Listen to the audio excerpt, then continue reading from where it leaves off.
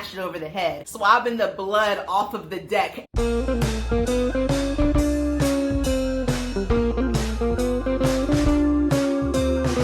Hey Adventure Mamas, welcome back to the channel. I am Valencia, and today I'm super excited. I'm gonna go over 9 things that they don't tell you about Alaska, especially Southeast Alaska. These things will also pertain to just island life. So if you have an interest in Alaska, the little islands around Alaska, or just island life, this is the video you want to watch, because they did not tell your girl, okay?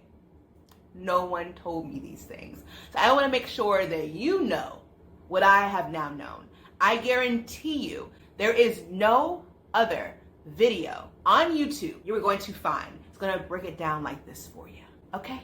So sit back, relax, and let's get into it. So, I gotta laugh before this one because I was in shock. The first thing they don't tell you is the power outages. No one tells you about the power outages you will go through in Alaska. I find this egregious because it is cold here. So if there's no power, where's the heat? Okay, I got people saying, oh girl, that's normal. That's normal. Do you have you a good sleeping bag? Do you have a lantern? Where your candles at? What you mean where my candles at? Where they belong, in a store? Because I'm told back home where I'm from, you shouldn't have candles because of the fire hazard. I'm just like, listen, this is hard for me. Power outages, and I think it's kind of part of island life as well. But where I live in Southeast Alaska, the wind is like ridiculous, and I live by the water now too. So I think with all of the kind of like all of that and one made for my power to be very questionable. So we have suffered, okay, through about 2 serious power outages now. One was super funny, okay, because we had no heat. Before the power outage happened, we were having a heating issue. And then we finally found a place that had heat. And then the power cuts out and it became cold again. I was like, oh, of course. It's gonna be that kind of day. Gotcha. I'm so scared right now. Where are you? Right here. And then our most recent power outage was actually yesterday. It lasted from about 7 p.m. to about 12 in the morning. The mini was already put down to sleep, so she was fine. But your girl, as you do probably as well, we use the time when our kids are sleeping to do our own thing. Okay, and so that was hard for me because I had no internet, and I was like, please send not only blankets, but send Wi-Fi to me as well, please.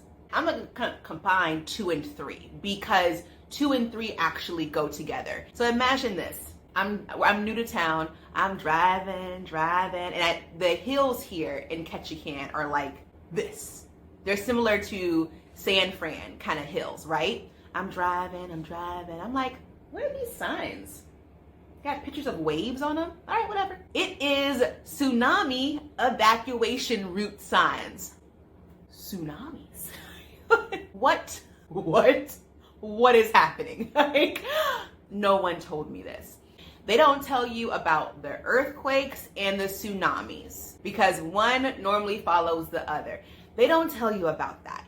Who like, who would have thought Alaska and earthquakes made sense? So now I know earthquakes in California go together the same way as hurricanes in Florida go together.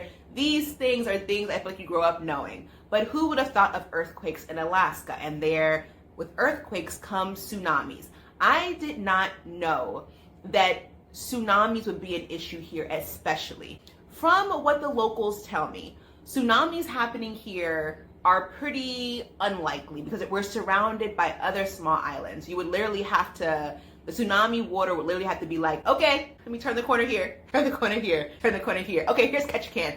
Whoosh. There was a time apparently where they did have the actual, horns blaring, the evacuation signs or signals were up and people had to go to higher ground. And literally it was like a little poof of water, and it was kind of like nothing. So I feel pretty secure that we will not have any major tsunamis here in Ketchikan. But up in places like Homer or a little bit or north of us, where they are just an island by themselves with no other islands blocking them, they are more likely to suffer from tsunamis. But also up north is mainly where our earthquakes seem to happen as well. We recently had a 7.4 or 7.5 earthquake, and it put places like Seattle, Washington on kind of alert for possible tsunamis hitting them down there. Nothing happened, but it was definitely scary. Okay, so they don't tell you about those things, which is, it's a lot, okay? So number 4,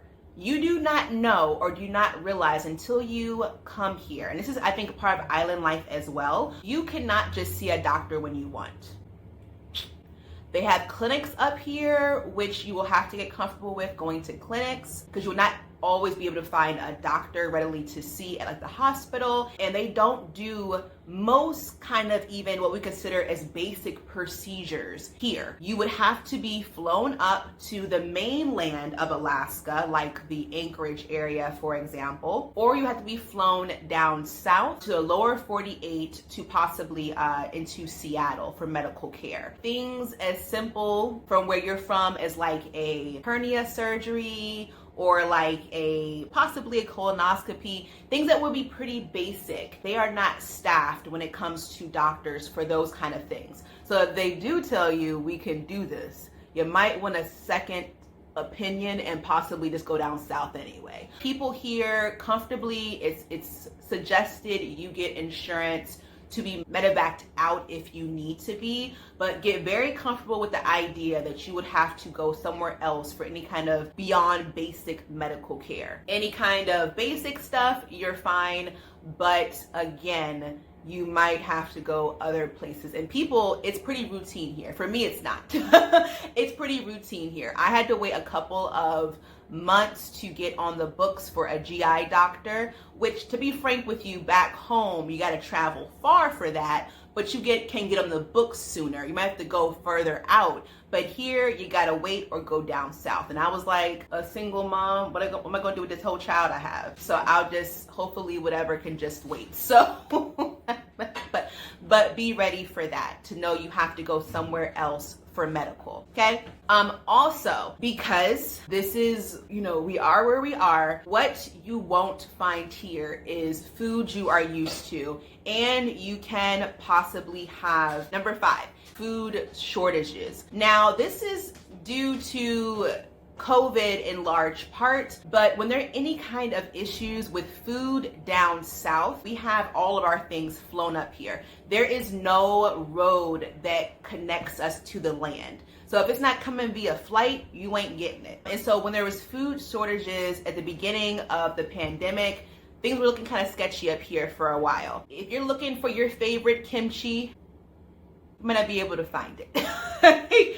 You're gonna have to adjust what your favorite foods are. If you're trying to be vegan and eat healthy, this ain't the place for you, son. It's the place for you. I haven't been able to find turkey bacon. You'll find lots of meats up here, which is great, but you're gonna have to really check your dietary needs before you come here to visit or to live. They don't have that. And by the time a lot of food gets up here, things might be spoiled, or if you're used to really good apples and things like that, you might be missing out on that, because by the time it gets up here, the food, like I said, could have spoiled or just not be at a really good space. So I don't want you guys thinking that, oh my God, there's tsunamis, there's earthquakes, I might not have the food I need.